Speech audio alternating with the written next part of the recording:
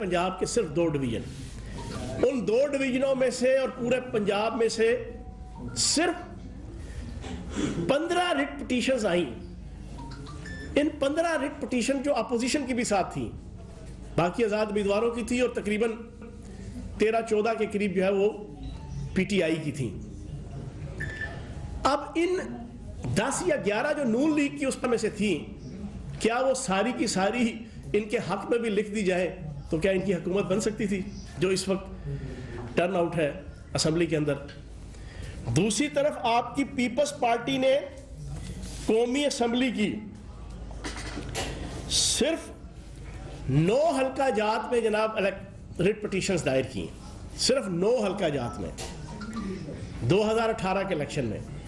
मैं पूरी पाकिस्तानी कौम से पूछूंगा कि ये 9 की 9 अगर इनके हक में कर दी जाए, ये जीत जाए, तो क्या पीपल्स पार्टी की हुकूमत बन सकती थी? अब सिचुएशन ये है कि इलेक्शन कमीशन ने अक्टूबर 2020 के अंदर जो अपना स्टेटमेंट और अपनी रिपोर्ट जारी की कि इन 299 टोटल कौमी असम्बली, सूबाई असम्बली, आज़ाद उम्मीदवार, पीटीआई, नून लीग, पीपल्स पार्टी की तरफ से जो आई, आपकी अक्टूबर तक 210 वादे फर्क कि उस इलेक्शन के हवाले से रिजॉल्व हो चुकी हैं। ये पोजीशन और ये सिचुएशन है आपकी इस वक्त 2013 का इलेक्शन और 2018 के इलेक्शन का।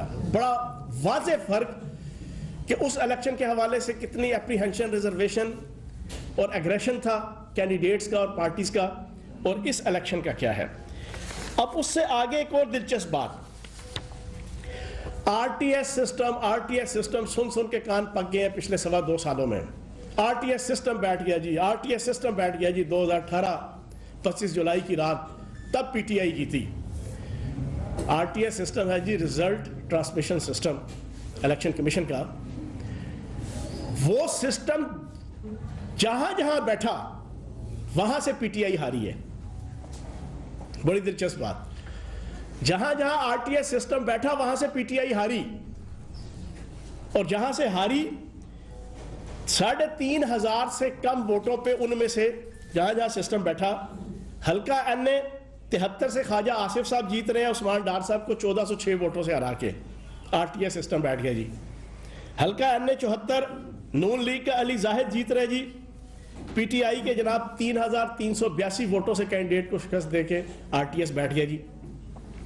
मोहसिन शाहनवाज राजा साहब एनए 89 से पीटीआई के उस्मान अहमद को 2300 वोटों से हरा रहे हैं जी, आरटीएस सिस्टम बैठ गया जी। तब हल्का एनए 91 से नून लीग के जुल्फकार अली भट्टी साहब 87 वोटों से शिकस्त देते हैं, आरटीएस सिस्टम इधर बैठ जाता है। वो बात की बात है कि बाद में रिकाउंटिंग में आमिर सुल्तान चीमा साहब जीत जाते हैं। हल्का एनए 100 से नून लीग के कैसर अहमद शेख साहब जीतते हैं, पीटीआई के जुल्फकार शाह साहब 840 वोटों से हारते हैं, आरटीएस सिस्टम बैठ गया इधर। राना सनाउल्लाह साहब पीटीआई के निसार अहमद को 2,238 वोटों से शिकस्त देते हैं, आरटीएस सिस्टम इधर बैठा होता है। हल्का एनए 151 से नून लीग के उम्मीदवार मोहम्मद खान डाहा पीटीआई के अहमद यार हराज को 1529 वोटों से हराते हैं, इधर जनाब आरटीएस सिस्टम बैठ जाता है। आरटीएस सिस्टम बुनियादी तौर पे पीटीआई के लिए नुकसानदेह हुआ। पीटीआई की कम से कम 10 से 15 सीटें जो है ना, जो हम जीते हुए थे, वो हम हार गए। तो एक ये पोजीशन आज आपके सामने क्लियर होगी।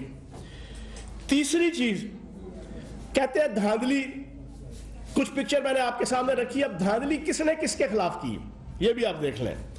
मौलवी फजलुर रहमान साहब जो 5-6-7 सीटें रखते हैं बलोचिस्तान से, मजेदार बात यह है कि बलोचिस्तान का हल्का एनए 257 अब्दुल वासे साहब इलेक्शन जीत रहे हैं महमूद खान अचकजई की पार्टी के अल्लाह नूर को शिकस्त देकर।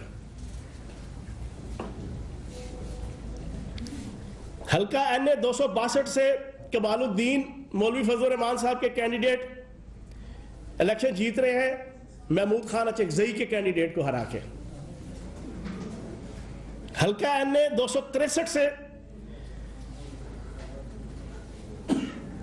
एमएमए का कैंडिडेट मौलवी फजल रहमान साहब का कैंडिडेट महमूद खान अचकजई को इटसेल्फ शिकस्त दे रहा है, और एएनपी जनाब उसमें दूसरे नंबर तीसरे नंबर पे है। एमएमए का असबतुल्ला एनए 264 बीएनपी की पार्टी के जो इस वक्त 11 पार्टियों में से एक पार्टी है उसके जनाब कैंडिडेट को शिकस्त दे रही है।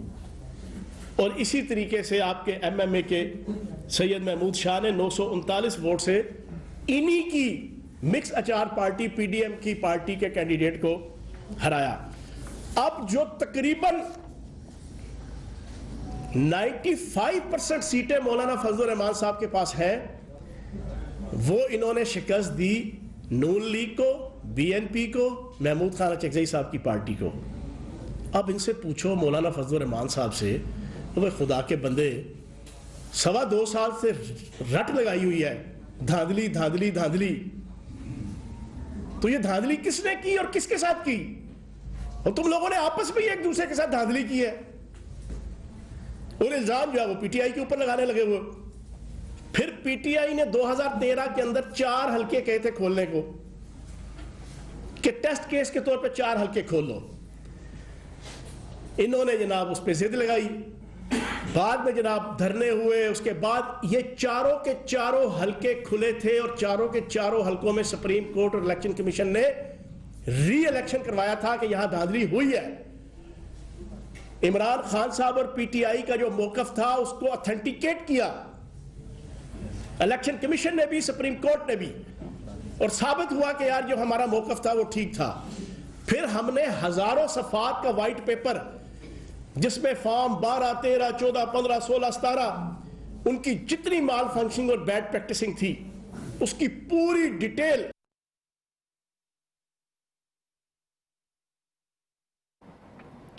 लाहौर में सूबाई वजीर फयाजुल हसन चौहान प्रेस कॉन्फ्रेंस कर रहे थे। उन्होंने कहा कि धांधली का शोर मचाया जा रहा है, लेकिन इनसे पूछा जाए कि धांधली किसने की और कहां से की। तमाम हलकों की डिटेल्स शेयर की जा रही हैं। करवाए थे, इनसे पूछो कि 2.25 साल में कोई एक डॉक्यूमेंट धांधली के हवाले से असेंबली के फ्लोर पे, असेंबली की किसी स्टैंडिंग कमेटी पे, इलेक्शन कमीशन के ऑफिस में इन्होंने करवाया हो और साबित करने की कोशिश की हो कि यह धांधली है।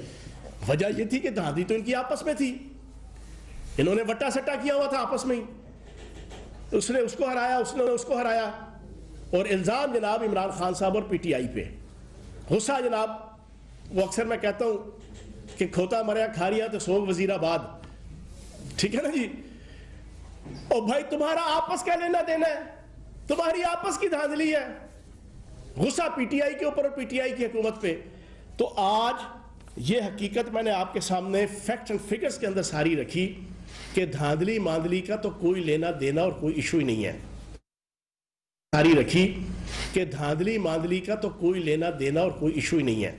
यूरोपीय यूनियन के मुबस्सरीन पूरी दुनिया के अंदर इलेक्शन के हवाले से सबसे ऑथेंटिक ऑब्जर्वर और मुबस्सर जाने माने जाते हैं। किसी मुल्क के अंदर भी इलेक्शन होता है, यूरोपीय यूनियन के मुबस्सर जाते हैं, वो पूरा इलेक्शन जो है ना उसको ऑब्जर्व करते हैं, मॉनिटर करते हैं। यूरोपीय यूनियन के मुबस्सरीन ने अपनी मुतफक्का जो सबमिशन दी थी डॉक्यूमेंटेड 2018 के इलेक्शन में के हवाले से, उन्होंने कहा था कि पाकिस्तान का सबसे ऑर्गेनाइज्ड, फेयर और शफाफ इलेक्शन। पता नहीं यूरोपीय यूनियन वाले भी शायद बनी गाला से ताल्लुक रखते थे या पीटीआई के सेंट्रल ऑफिस से ताल्लुक रखते थे। तो साबित यह हुआ कि धांधली वांधली का तो कोई इशू नहीं है, कोई प्रॉब्लम नहीं है। वरना रिट पिटीशनें 11 जारी जाना वो करती नून लीग इतनी जनाब सुपरमैन थी इन इलेक्शनों में, और ये कहते हैं जी वोट चोरी हुआ, वोट को इज्जत दो और वोटर को लितर मारो, वोट को इज्जत दो और वोटर को साने मॉडल टाउन में 14 बंदे दिन दिहाड़े मार दो, 90 बंदों को जनाब पैरालाइज कर दो। ये जो इतने नारे मार रहे हैं, साबित ये करने की कोशिश करते हैं जैसे सारी की सारी सीटें वो तुम्हारे कैंडिडेट ही नहीं थे, ना पीपल्स पार्टी अंदरूने सिंध के अंदर, ना कराची के अंदर, ना सिंध के शहरी हलकों के अंदर, तुम्हारे बलोचिस्तान के अंदर तुम्हारे पास कोई कैंडिडेट नहीं थे, केपीके के अंदर तुम्हारा बुरा हाल था। और केपीके के अंदर भी जितने नून लीग के हारे हैं उनमें से 50% जो है ना वो आपके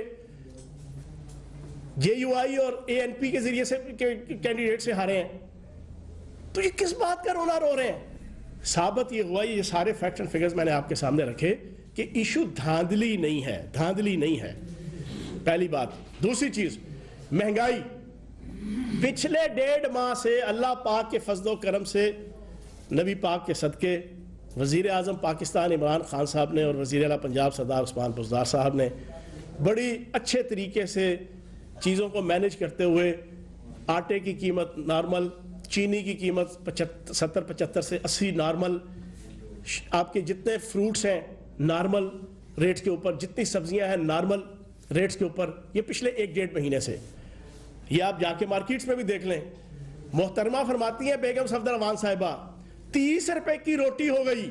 परसों जनाब इन्होंने जलसा किया शादरा में और आगे पीछे, और सारे टीवी चैनल उनकी तकरीर के बाद कैमरे लेके अपने जनाब नुमाइंदों को कहा, जाओ लाहौर शहर के हर तंदूर के पास पता करो कितों 30 रुपए की रोटी लभ रही है। ढूंढ ढूंढ के थक गए सारे, 30 रुपए की रोटी नहीं लभी। रोटी 8 रुपए की है, 15 रुपए का नान है, रोटी 8 से 10 रुपए की है। झूठों की आईजी, इतनी कज़ब बयानी करना आले शरीफ के ऊपर खत्म। बेगम सफदर अवान ने तो पोस्ट डॉक्टरेट की हुई है झूठ के ऊपर, और वो आगाज आपको पता है ना कहां से हुआ था? ये कहां से ढूंढ के ले आते हैं मेरी जायदादें, मेरी लंदन तो क्या पाकिस्तान में भी कोई जायदाद नहीं है। वहां से झूठों का जनाब इन्होंने पहला बाब शुरू किया अपनी गलत बयानी और कज़ब बयानी का, और फिर रसवाई के, जग हसाई के छितर पड़ना शुरू हुए, और आज तक इनकी किस्मत में लिखे हुए हैं। तो महंगाई भी इस वक्त कोई इशू नहीं है। इशू क्या है?